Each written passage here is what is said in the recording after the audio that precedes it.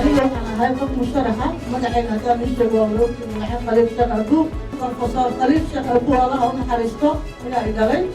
waa nin hadda ka hor karti leh una istaagay reer baraawo oo dhan waxaan ahay musharax u taagan koontada 251 oo naqabo degmada baraawe anigu waxaan u qabaa xiiso anoo isoo sharxin oona aanan maaragtay diiwaannimo soo noqon ayaan aniga iyo gabdhaha reer baraawo oo dhan u hor istaagnay inaan wax ku qabano masaakiinta meesha degan sida lagugu sheegay ururka baraawo women's haddaan ingiriis lagugu sheegana baraawo women's empowerment and development taagtii asaastay oo u istaagtay ayaan ahay waxaa la ila garab gashay qaar allaha siiyo saaxiibaday marna walaashay iisha cimar waxay magaalada taabtay iisha cumar waa gabar u taagan masaakiinta degmada hadda ka hornaa ee ka samaysay iskuul muqdisho soomaaliya loogu magac daray iisha cumar intaas waxaan aniga iisho dad walaalo ah oo u taagan degmada baraawe xilkaan ilaah baa hayo hadduu ilaahay subxaana watacaala igu guulaysiyo alxamdu lilah hadduu ilaahay igu guulaysino waa rabbi alcaalamiin laakiin saan degmada ugu istaagay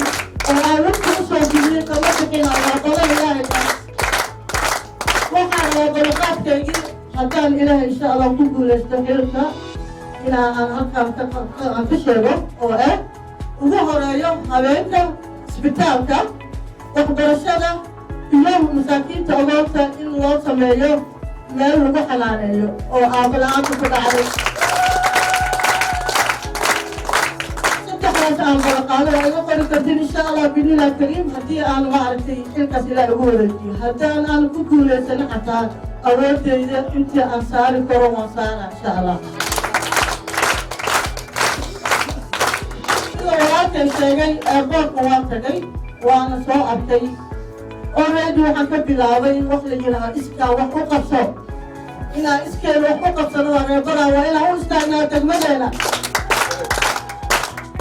maaha inaan qof sugno oo albaabkaas noogu soo galo haddaanan anaga jeebkeena waxa ku jira ka soo saarin anaga haddaan hoosha bilaabin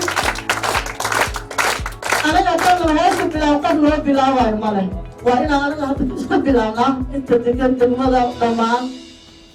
marka waxaan leeyahay karti ha isku yeero